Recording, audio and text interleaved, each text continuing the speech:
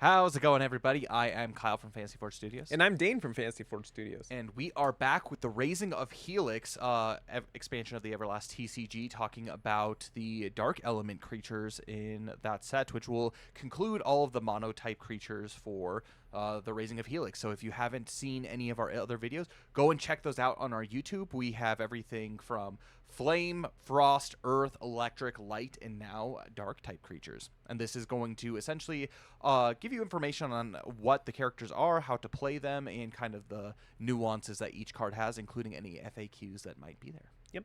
And as we had mentioned when talking about the dark characters, our dark element creatures with the Heroes of the West, the strength of the dark type element in the Everlast TCG is the more life points that you have taken from you, the stronger the creatures get. So they're really, really good late game, and it gives you kind of a small little advantage if you have more life points taken away. So it's pretty cool. Absolutely. What we will be focusing on today primarily is creatures from the town of Rogue, which, if we're looking here on the Everlast map, is going to be located way up here, kind of in the northern reaches of the Leafland Forest.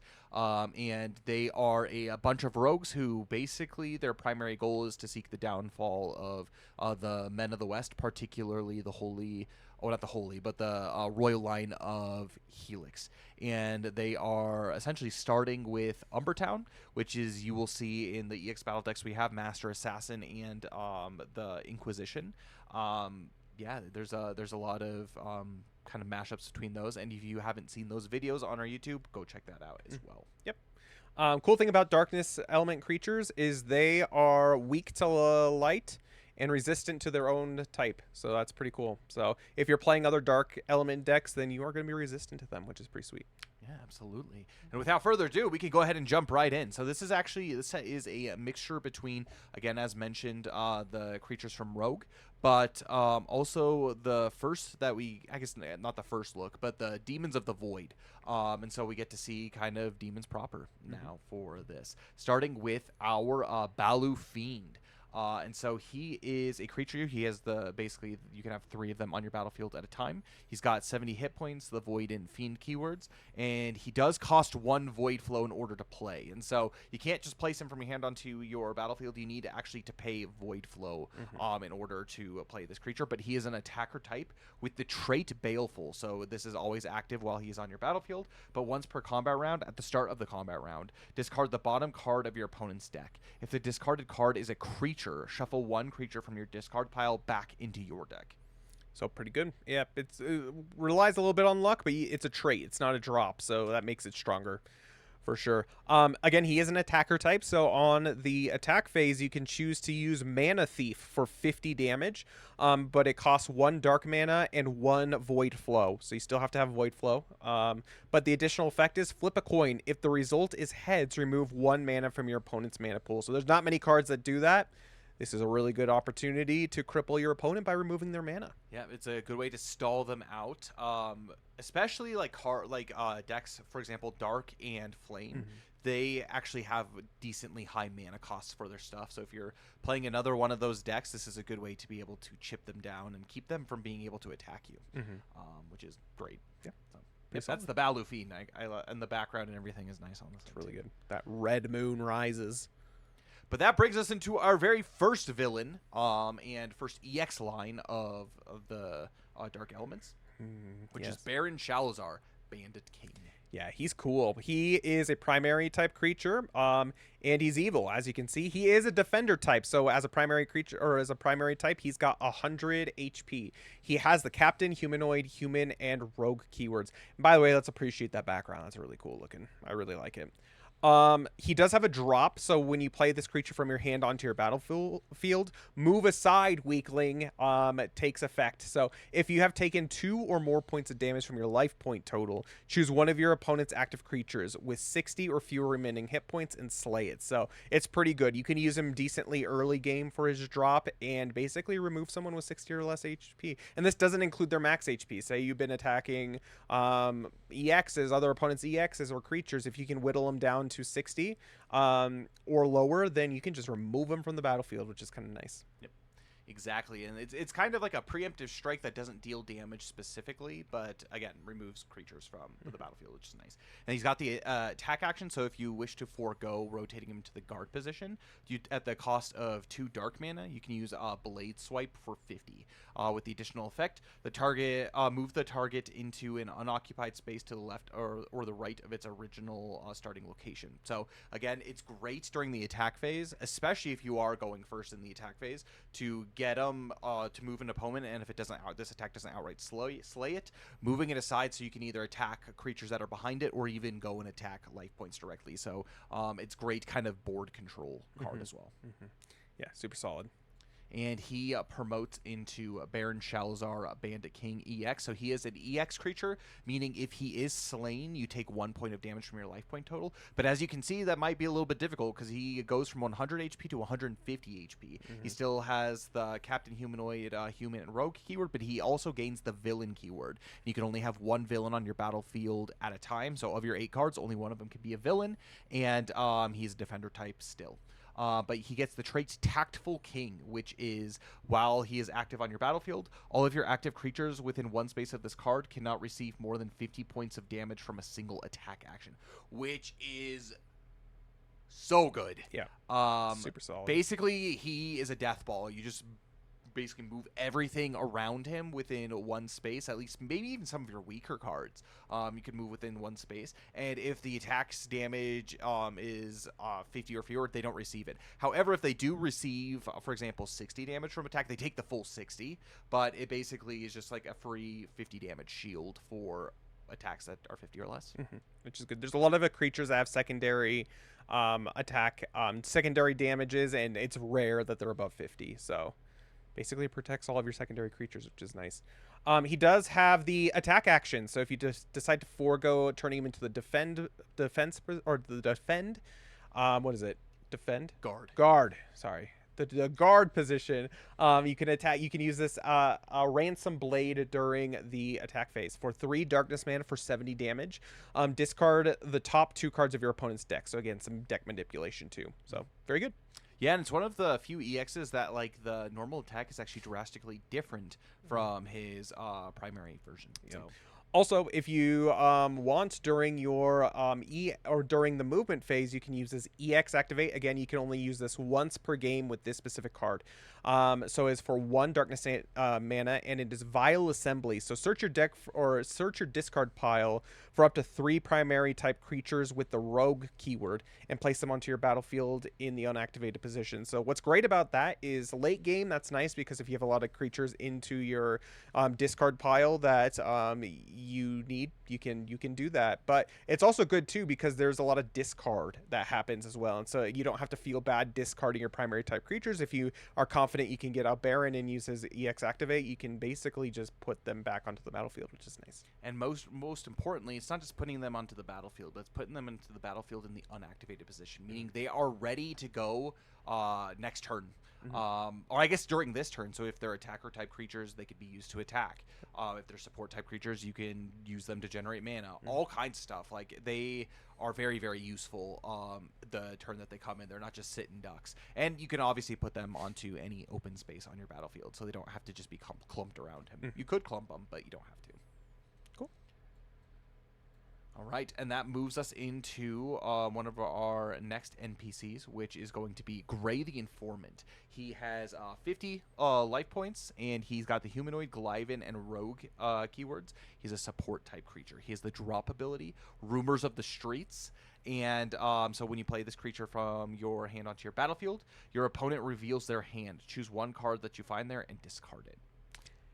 Look at that. That's another Glyvin. The dark sets are full of the Glyvins, especially the Roku Horn Glyvins. He is a support type creature, so if you do decide to forego turning him into or activate him to generate mana, you can use Orphan Interference for 2 darkness mana. So as long as you have taken 3 or more points of damage from your life point total, this creature and all of your active creatures with the Rogue keyword cannot be affected by the effects of your opponent's drop abilities, support actions, or the additional effect of your opponent's attack actions until the end of the combat round. So he's actually super strong. And for only only 2 mana.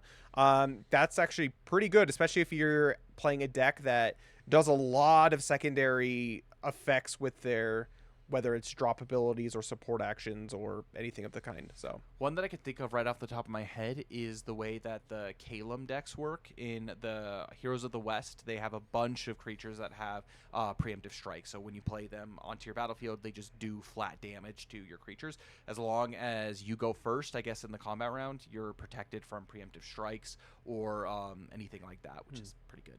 Yeah. Cool. And that takes us into our next captain of the set. Ooh, Karavik. Or Karavich. Karavik. Sorcerer of Rogue. So, Kyle, sorcerers in the world of Everlast, are they bad? They're bad. So the way that mana works is it's elemental energy. It's the spirit of Alumnia, which is the god of this world. And it's used by adventurers and creatures aligned towards Alumnia to be able to cast all kinds of magical effects, spiritual effects. However, sorcerers use void flow, and so they manipulate what is good and basically pervert it and turn it into evil, and that's what the sorcery and magic is. And we see that in this card exactly. He is a support type creature with 80 hit points. That's actually a lot of HP for just a primary support type creature. He has the captain, humanoid, elf, and rogue keywords. And so he's a captain, so you can only have 3 captains on your battlefield at any given time. However, he is a great captain to have for any sort of especially void flow decks because his drop ability, Dark Elf Sorcery, at the start of each combat round, add 1 void flow from your mana pool or to your mana pool. So it's just free mana. And also this will be FAQ'd because this is a trait. This is not a drop. So. Correct. That is correct. And then you can choose to forego activating him to generate mana for his support action for 3 just darkness mana, which is Void Call, which is reveal the top 8 cards of your deck, play 1 primary type creature with the Void in keyword revealed in this way onto your battlefield in the unactivated position without paying the creature's Void cost. So that can be anything with a Void cost of 1 all the way up to something with a Void cost of 4. Which is the maximum void cost payment potentially for just playing it. And so at the cost of just basically mana, if you want to get creatures onto your battlefield and you don't have the void flow to be able to do it, or you want to save your void flow for attack action support actions from your demonic creatures, then this is the best way to be able to get them onto your battlefield. You do have to draw from the top of your deck, but if you can manipulate your deck in a way where you can be sure that you have good stuff at the top, or whether that's looking at it, this is a very safe way to get void creatures onto your battlefield. Absolutely. So he's pretty cool. So again, staple for any void flow decks going forward, which kind of going off the same theme as void flow, we have our mischievous imp. Who is a support type creature, again with a void cost of 1. You can have 3 of them on your battlefield at a time with 60 hit points with the void and imp keywords. It has the trait Trickster, which is basically while this creature is active on your battlefield, once per combat round, when one of your opponent's active creatures performs a support attack action before paying the mana cost, flip a coin. On the result of a heads, the executed action has no effect. So it's pretty good. Pretty good. Pretty good. You also can forego activating for mana. Instead, you can spend 1 darkness mana and 2 void flow for foul trickery. So during your movement phase until the end of the combat round, your opponent cannot play any arts. You cannot use this support action during the next combat round. So again, it's very strong, but use it wisely because you won't be able to use it multiple turns in a row. So arts are very strong. We'll talk about arts a little bit later on in future videos. But arts are strong effects that you can play from your hand, and you can only do 1 of them per turn. So this is very strong especially against decks that run a lot of arts. And something that will be FAQ'd too about this is that counts for all of your mischievous imps. So it's not just this one. So if foul trickery is used and you have multiple mischievous imps on your battlefield, it cannot be used again. So by any of your other imps that are on the battlefield. So it's basically the effect applies to all of them. So that's very important to note. But that takes us into our third and final kind of captain-ish creature, but specifically villain of the Dark Element, which is Nelg Shalzar, Butcher of Men. He's something. He's a That's for sure. bad dude. He is a bad dude. You will encounter him in the role-playing game as one of the primary villains early on in the adventures. But he is an attacker type with 80 hit points. He has the captain, humanoid, human, and rogue keywords. And he's got the trait Butcher. So while he is active on your battlefield, if you have taken 2 or more points of damage from your life point total, this creature's attack actions deal plus 30 damage to the creatures with the human keyword. If you have taken 4 or more points of damage from your life point total, additionally, if damage from your attack action slays one of your opponent's active creatures, heal 40 hit points to this creature. So not only does it do extra damage to human type creatures, but it has the potential to also heal him as well. Well, he is a Butcher of Men after all. Who is he, Ramsey Bolton? Yeah, and he stabs them and he goes, sustenance, and then he heals. Oh my gosh. He's terrifying. Yeah, I know we never streamed it, but we did encounter him before our streaming career of the Everlast TCG, and he was one of the scariest dudes we ever encountered. So he's cool, and again, he synergizes very well with the Dark Element. He also has as an attacker type creature to be able to heal is pretty cool. He does have the activate Butcher's Blade for 70 damage, and so for 3 Darkness mana, you can deal 70 damage. So solid. And he does promote into our second EX and second villain of the set. Oh, look at that. Nelg Shalzar, Butcher of Men, EX. So he has 120 HP now as an attacker type creature. He's got the villain, captain, humanoid, human, and rogue keywords. So again, he can only have 1 villain on your battlefield at any given time. He does have the trait, Butcher of Men. A Butcher of Man.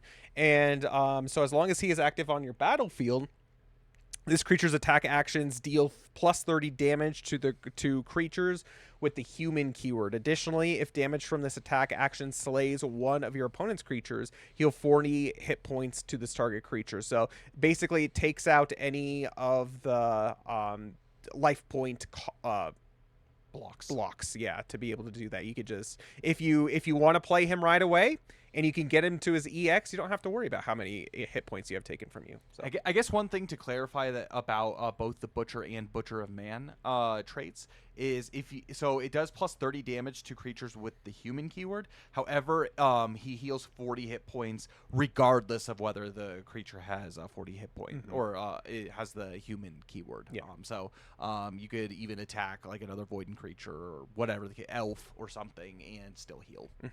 So, but he does have the attack action for the hefty cost of 4 dark mana, which is Gutting Slice for 80 damage with the additional effect. If damage from this attack action slays an EX creature, deal an additional point of damage to your opponent's life point total. So instead of just dealing 1 damage, that's 2 points of damage. Yes, it's at the cost of 4 mana, but you can do some serious damage with him. It's one of the only cards that actually gives you the ability in 1 attack to take 2 life points. And also, you might see like, oh, that's a hefty cost. I feel like that's very niche to be able to use him. Just the fact that he can deal extra damage as well as potentially heal if you're smart with him makes it worth it for sure. Especially, again, if you have cards out there that minimize your cost of dark mana to use on attacks. He does actually have the EX activate as well, so you could forego using his Gutting Slice and decide for 1 Darkness mana, use Backstabber. So slay one of your active creatures and remove it and all cards attached to it from the game. You heal 120 points to this creature. So again, it's a super strong heal, and yeah, you could just slay one of the active creatures. And not just put it in your discard pile, but remove it from the game. So...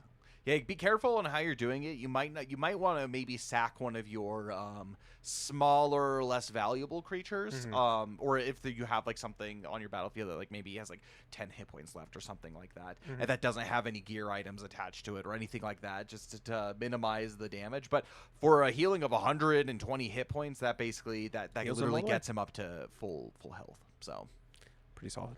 Pretty cool. Yep. But yeah, that's Nelg's Butcher of Men. So he's definitely a very strong attacker for a Dark Element evil deck. But that moves us into our next captain creature, which is Rita, Undercover Assassin.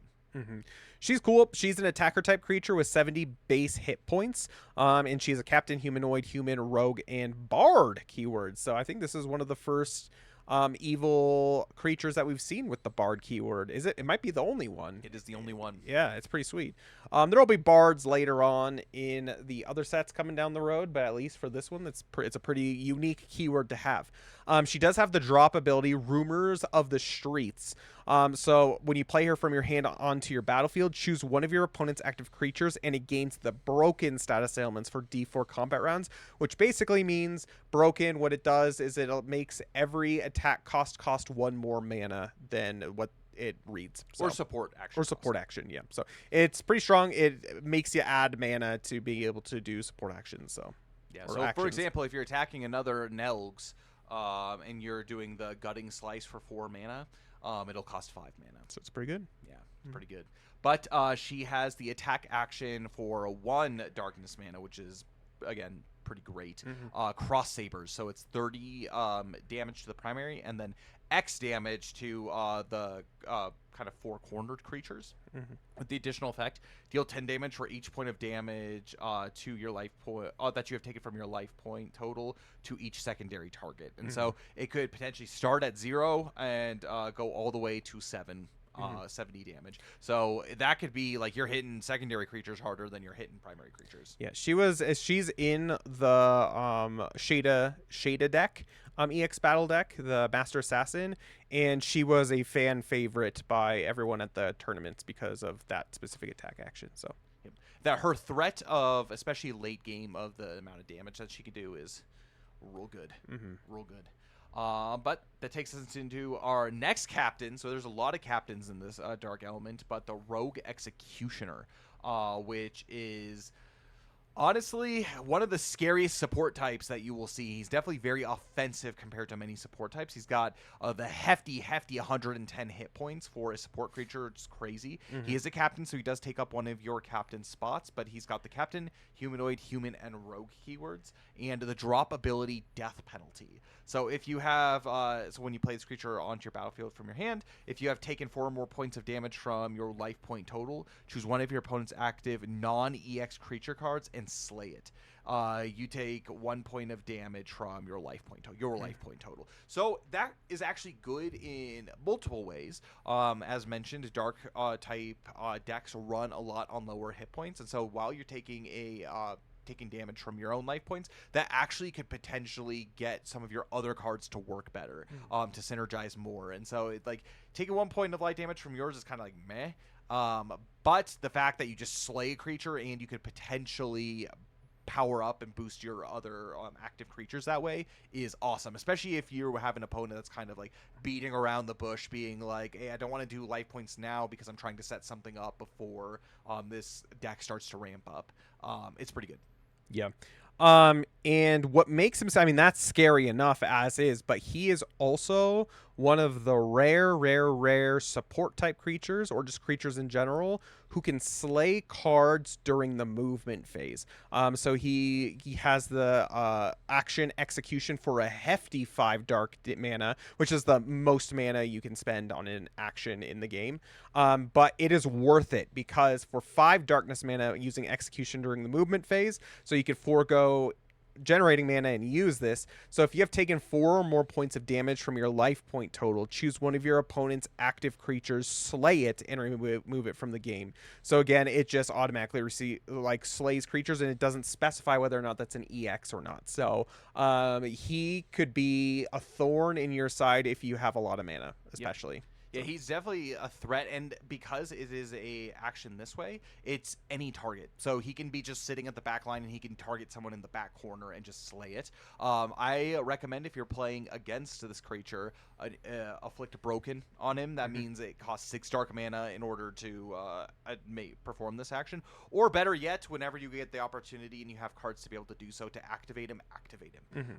You do not want him to be sitting active and waiting for your opponents to generate 6 mana or get 6 mana into their basically mana pool to just attack creatures. The caveat is that this cannot be used to target life points. Yep. So he's you're safe if there's just if you got the executioner out there from actually being damaged. However, your creatures are not. Absolutely not. So he's very unique, very cool, and he's, I know, Max's favorite support creature in the entire Heroes of the West and Razing of Helix. So it's pretty cool. Pretty great. And that brings us to our support line for these rogue creatures, these dark type creatures, which is the Rogue Informant. So the Rogue Informant's pretty sweet. He is a support creature with 40 HP. You can have up to 3 of them on the field at any given time. And he's got the humanoid, human, and rogue keywords. He does only have a drop ability, so once you play him onto your battlefield, you can use useful information. So your opponent reveals their hand. You may discard 1 card revealed in this way. However, if you do not discard a card, you may draw 3 cards instead. So it's good because it allows you to be able to get cards in your hand, or you can affect your opponent. But other than that, he's basically used just for mana generation. Another good thing is it just allows you to, well, I guess you can't really, it allows you to be able to look at your opponent's hand either way, whether you choose to discard something or you draw cards. So it's pretty good. Yep, I like it. He does have a promotion, as mentioned, and he can promote into the Rogue Spy. So the Rogue Spy, you can have 3 of them active on your battlefield. He does have 10 more HP. So he has 50 HP, has the humanoid, human, rogue keywords, and he is a support type creature as well. And he has a trait, Masked Spy. And so while this creature is active on your battlefield, when your opponent's active creatures target this creature with an attack action, flip a coin. On the result of a heads, nothing happens. So basically, he's kind of got like a built-in charm on him. The difference is your opponent still has to pay the cost of the attack action, the mana cost. Where charm, it's basically just like flip a coin, and then if they don't pass it, they don't even perform the action at all. You could also decide to forego activating him for mana. Instead, you can use Planning Ahead and draw 4 cards, which is good. Again, gets cards into your hand. And you can have up to 3 of them at a time, so you could potentially get a pretty intense swing as far as the amount of draw power that you have. So pretty useful. But that takes us into the attacker line of just basic creatures in the Rogue sets here, which is the Rogue Street Rat. And the Rogue Street Rat's actually really good. Again, she is in the EX Battle deck. And I would say she's a very, very, very reliable attacker. So it doesn't seem like she does a lot of damage, but it does not matter because she's super good at targeting life points. But if we look at her, the Rogue Street Rat, she's got a very typical 50 HP for a primary attacker type creature. She's got the humanoid, human, and rogue keywords. And she also has a trait, Deadly in a Pinch. So as long as she is active on your battlefield, if you have taken 3 or more points of damage from your life point total, this creature's attack actions deal an additional 20 damage. So again, she's stronger late game, and we'll see later on, like, it's like being able to deal an extra 20 damage actually is very significant for this card. Absolutely. And she has the attack action, which is Thief's Dagger for 1 darkness mana at a very low cost, 30 damage, and then the additional effect is this attack action ignores damage resistance, which is really good. So she's a good life point stabber. Exactly. We found. So and then we have the Rogue Thief. Oh my goodness. So if you think that she's good and very reliable, she does have a promotion, which is the Rogue Thief. So you can have 3 of them active on your battlefield, and with higher hit points at 70 with the humanoid, human, and rogue keywords. She's an attacker category creature with the trait Deadly in a Pinch, which is basically the same thing, but it reads, if you have taken 4 or more points of damage from your life point total, this creature's attack actions deal an additional 30 damage. So it's better kind of later game, but still good either way. Yeah, she's just an improved version. Yep, and that is reflected in her attack 2 Filching Dagger for 40 HP. So as opposed to 30, it's 40. And it has the additional effect. This attack action ignores damage resistance, and additionally, if damage from this attack action slays the target enemy creature, draw 2 cards. So she's also really good at attacking creatures too, because you could potentially be hitting people for 70 damage for 1 darkness mana. So she's very strong. And honestly, this is one of those cards, as far as kind of like promotion cards, that it's kind of like, why not have the promotion in it? She's great as a primary form, but even better in her more survivable, and does even more in her promoted form. Yep. And that brings us into our defender type line, which starts with the Rogue Thug. Yeah, he's pretty cool. He's got a sweet jawline. And he is a defender type creature with 50 hit points. He is a humanoid, human, and rogue as far as his keywords go. He has the drop ability, which is a very, very useful drop ability, Bully. So when you play this creature from your hand onto your battlefield, you may discard one card from your hand. If you do, discard a gear item attached to one of your opponent's active creatures. So there's not a lot, at least in the first couple sets, that allow you to discard gear items. Yeah, attached gear items. So he's very strong as far as that goes. Yep. As long as like you're playing a rogue deck, your opponents are like, oh geez, my gear items are not going to be safe. Especially with these guys, especially if you have a really good one, because you don't even need to line them up to target. It's just basically you could be like, hey, I'm going to discard this card from my hand. You there with that really strong gear item that's like really annoying me, that goes away. So Yep. It's good. It's good, but he has the attack action, so you can choose to forego rotating him into the guard position, and for the cost of 2 darkness mana, use the club attack for 30 damage. And with the additional effect, move the target backwards 1 space into an unoccupied space. So it's pretty good. Yeah. So it's got a little bit of movement built into that as well. But he does promote into our Rogue Outlaw. So he is, again, thicker. He is a defender category creature with 80 hit points instead of 50, with the humanoid, human, and rogue keywords. And he has the drop ability, Strength in Numbers. So search this deck for a creature with the rogue keyword, reveal it, and add it to your hand. So, again, great search power. Again, if you decide to forego putting him into the guard position, you can use Pillaging Broadsword for 50 damage for 2 darkness mana during your attack phase, and it has the additional effect Flip a Coin. On the result of a heads, draw 2 cards. So again, search power. Yeah, absolutely. And he's definitely great if you want to build him based off of kind of like a quicker, speedier deck. And defender type creatures usually don't have that built into them, and so he's kind of unique in that way. But that takes us into our very last card of the Razing of Helix, Dark Elements, which is going to be our last voiding creature, which is the Unseeing Devil. Yeah, the Unseeing Devil, you can have up to 3 of him onto the battlefield, and as a primary type creature, he's got 100 HP, so a pretty good amount of HP. He is a defender type creature, and you do have to pay 1 Void Flow in order to play him. So make sure you have that Void Flow to be able to do it. But he does have the drop ability, Unseeing. So until when you play this creature from your hand onto the battlefield, until the end of the combat round, this creature and all of your active creatures within 1 space of this card cannot be damaged by your opponent's creature card attack actions. So a very good for the drop turn shield. Very good shield. There are arts that allow you to do damage to a creature, so it doesn't protect them from that. But in regards to attack actions, yeah, they're safe. At least those ones that are, and so this is actually important to note too. It's at the time that he is played, and so for example, if you play him next to, for example, your Rogue Outlaw, and he's in a space directly next to him. However, during your turn in this support action, the Rogue Outlaw does move. He is still technically protected from that. So it's at the time that the drop happens, all of those creatures. And so they don't always have to just be straight up clumped around him in that case. Because it's not a trait, it's a drop. And that would be scary, having to be clumped around that dude. True. Yeah, but nobody's got time for that. But you can choose to forego rotating him into the guard position to do the attack action for 2 darkness mana and a Void Flow.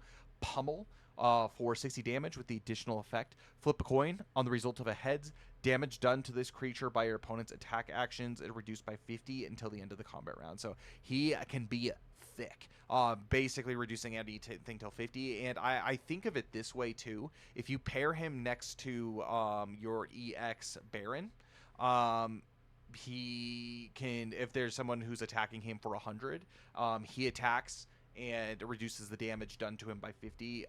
It would basically mean that 100 attack maybe goes to, for instead of one-shotting him, it goes to 50, which if he's sitting next to Baron, negates it completely. So a 100 attack goes down to 0. So there's great plays that you can have with him and some of your other creatures as well.